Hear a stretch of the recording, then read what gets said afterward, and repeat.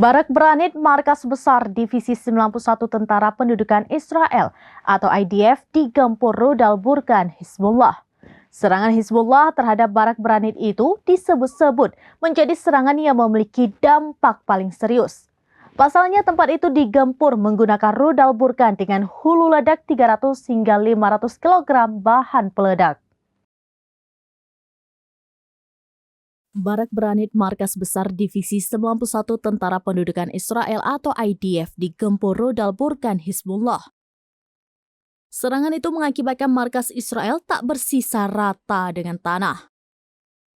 Hizbullah mengaku melakukan 8 operasi terhadap pos militer Israel pada Senin 20 November 2023. Salah satu yang menjadi target serangan ialah Barak Branit.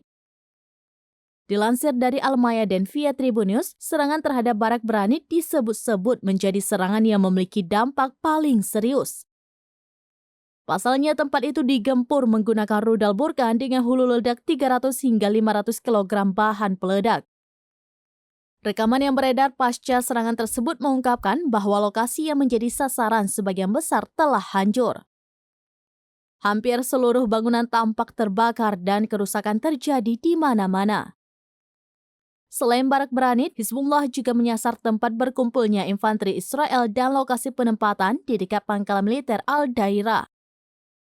Setelah itu, Hizbullah juga dikabarkan menyerang pasukan infanteri Israel di Bukit Karantina di dekat lokasi Hadab Yarun.